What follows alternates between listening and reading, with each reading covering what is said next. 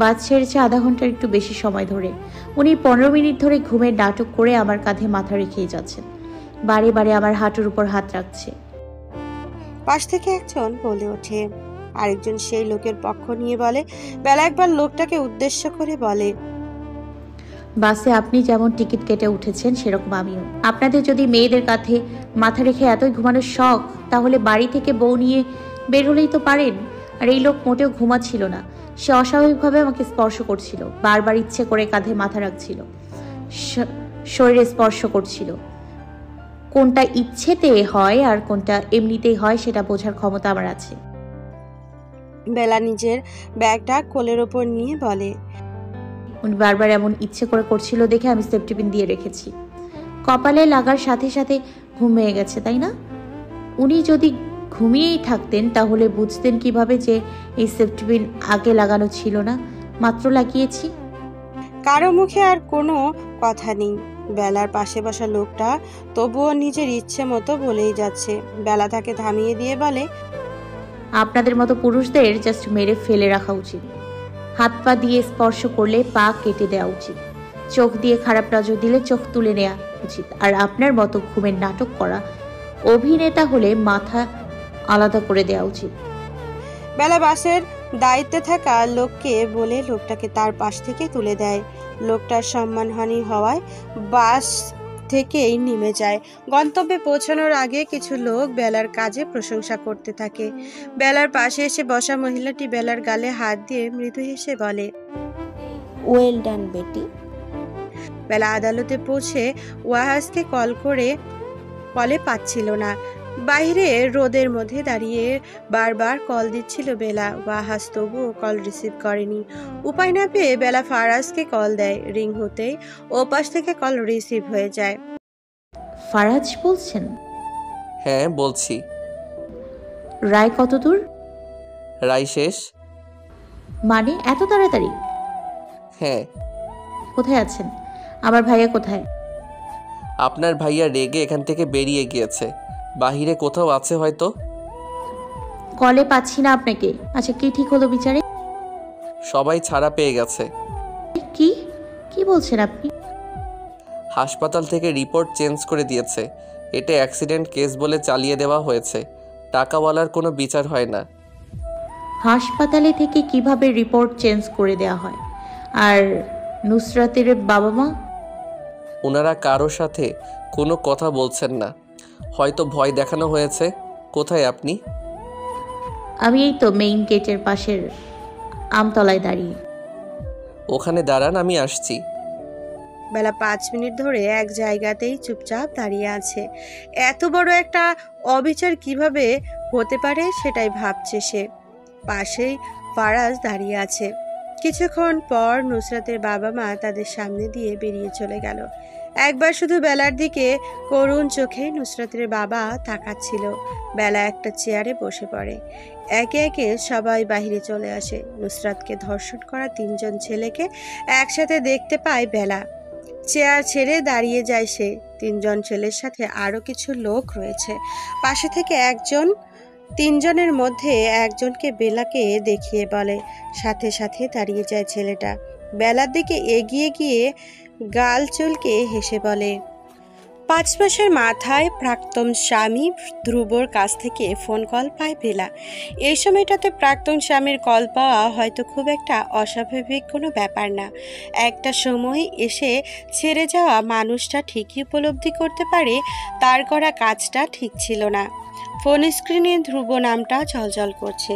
ইচ্ছে তো করছে ফোনটা রিসিভ করে গলাটা শুনতে, কিন্তু স্মৃতি যেন ধিক্কার জানাচ্ছে এইরকম ইচ্ছেকে।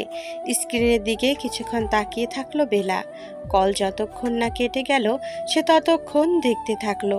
কলটা কেটে গেলে ফোনটা উল্টো করে বিছানায় রেখে দিল সে। দরজা নক করার শব্দ পেয়ে বেলা গিয়ে দরজা খুলে দেয়। বাহিরে ওয়াহাজ দাঁড়িয়ে আছে। বেলা ভেতর থেকে বলে ওঠে, ভাইয়া কিছু বলবে? ভেতরে এসো। ওয়াহাজ ভেতরে এসে বিছানায় বসে। মাথা নিচু করে বেলাকে বলে, আমি তোমাকে যা যা বলেছি সেগুলো তুমি ভুলে যাও। তোমাকে আমি আর এসবে জড়াতে দেব না। আমার এখন মনে হচ্ছে আমি কাজটা ঠিক করিনি। আমি এসবের সাথে জড়িয়েছিলাম। আমি শেষ পর্যন্ত থাকব। আর তাছাড়া এখানে কম মানুষ নেই।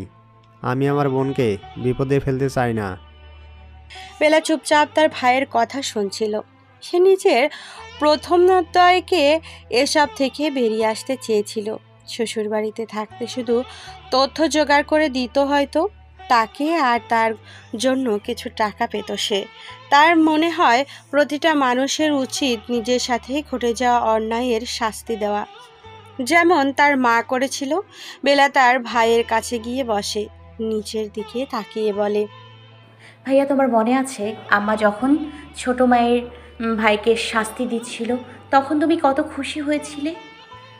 আমাকে একা পেয়ে যখন ওই মামা আম্মার সাথে বাজে ব্যবহার করেছিল তখন কিন্তু আম্মা নিজেকে রক্ষা করেছিল, দা দিয়ে হাতের খানিকটা কেটে দিয়েছিল।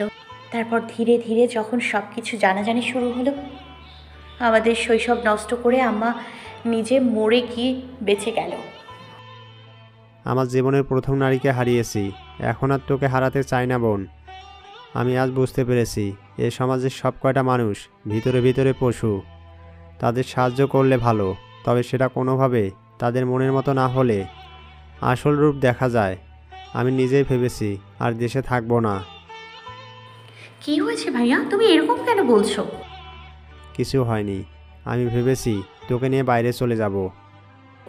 হঠাৎ এরকম চিন্তা ভাবনা কেন ভাইয়া? আমি ভেবেছি তোকে নিয়ে বাইরে চলে যাব। আজ যারা তিনজন শাস্তি না পেয়ে বেরিয়ে গেল তাদের আইনের মানুষই সাহায্য করেছে বের হতে। যাদের এত বিশ্বাস করে কাজ করেছিলাম তারাই কিনা এভাবে বদলে গেল। যদি কখনো নিজে একা কিছু করতে পারি তাহলে করব। এই অন্ধকার জগতে তোকে কিছুতেই নিতে আসবো না আমি। ওয়াহাজ রুম থেকে বেরিয়ে যায়। ওয়াজিয়া স্বস্তির নিঃশ্বাস ফেলে। সে কখনোই ঝামেলায় জড়াতে চায়নি, তবে ঝামেলায় যদি জড়িয়েই যায় তাহলে সেটার মোকাবেলা অবশ্যই করা প্রয়োজন। রাতে খাওয়া দাওয়া শেষ করে প্রতিদিনের মতো ছাদে যায় বেলা। রেলিংয়ের ভর দিয়ে দাঁড়ায়। হাতের ফোনটা তৎক্ষণাৎ বেঁচে ওঠে। অপরিচিত নাম্বার দেখে প্রথমে রিসিভ করবে না ভেবেও পরিচিত কেউ হতে পারে ভেবে কলটা রিসিভ করে সে। উপাস থেকে কোনো সারা শব্দ না পেয়ে নিজেই বলে ওঠে, আসসালামু আলাইকুম, কে বলছিলেন? ওপাশের ব্যক্তি তখনও নীরব দেখে বেলা আবারও বলে ওঠে, চুপ করে আছেন কেন? কল দিয়েছেন কি মজা করার জন্য? আমি ফোন রাখছি। তড়িঘড়ি করে ওপাশ থেকে জবাব আসে, প্লিজ কল কেটো না। বেলা বুঝতে পারে এটা ধ্রুবর গলা। শান্ত গলায় বলে, কল দিয়েছেন কেন আপনি? তোমাকে খুব মিস করছিলাম বেলা। বিষয়টা হাস্যকর হয়ে গেল না? হয়তো হলো, তবু সত্যি কথাটা বললাম। তুমিও হয়তো চেয়েছিলে আমি তোমাকে কল করি, তার জন্য এখনো নম্বর চেঞ্জ করোনি। লিসন, এটা আমার ব্যবহার করা প্রথম নাম্বার। সবার সাথে যোগাযোগ এই নাম্বারে। আমার কোনো পিছুটান নেই। আপনার মতো পুরুষের জন্য তো একদমই না। দ্বিতীয়বার যোগাযোগ করার মতো ভুল আর করবেন না। বেলা প্লিজ শোনো। যাকে ভালোবেসে বিয়ে করলেন তাকে দিয়ে চলছে না এখন? সে তো খুবই সুন্দরী। আপনি যা চেয়েছিলেন তাই হয়েছে। আপনার বউ ছিলাম তখন আমি, তাই আপনার ইচ্ছেটা পূরণ করেছি। এখন আমি আপনার কেউ না। আমি আপনাকে ওই সময়টাতেও চেয়েছি যখন আপনার কেউ ছিল না। এমন একটা সময় এলো যখন আপনি ছাড়া আমার কেউ ছিল না। আপনি আমাকে ছুঁড়ে ফেলে দিলেন। বেলা দীর্ঘশ্বাস ফেলে আবার বলে, ভালো হবে আপনি আর কখনো আমাকে ফোন না দিলে। নিজের চরিত্র আর খারাপ করবেন না। বউকে ভালো রাখুন। বেলা দেরি না করে কল কেটে ফোন বন্ধ করে ফেলে। খোলা আকাশের দিকে চেয়ে রবকে কিছু বলতে থাকে। পেছন থেকে কেউ ভারী গলায় বলে ওঠে, আপনি এখন ছাদে? বেলা পেছনে তাকিয়ে দেখে ফারাজ একপাশে দাঁড়িয়ে সিগারেট খাচ্ছে। ভ্রু বিস্তৃত করে বলে, হ্যালো গাইস, ভিডিওটি ভালো লাগলে একটু লাইক করে দিও আর অবশ্যই কমেন্ট করে জানাও ভিডিওটি তোমাদের কেমন লেগেছে। আর ভিডিওটির পরবর্তী পার্ট খুব তাড়াতাড়ি আসবে। তো যারা এখনও চ্যানেলটিকে সাবস্ক্রাইব করোনি প্লিজ পরবর্তী পার্টগুলো দেখার জন্য চ্যানেলটিকে সাবস্ক্রাইব করে পাশে থাকা বেল আইকনটি প্রেস করে দিও। ধন্যবাদ সবাইকে, আমাদের সাথেই থেকো।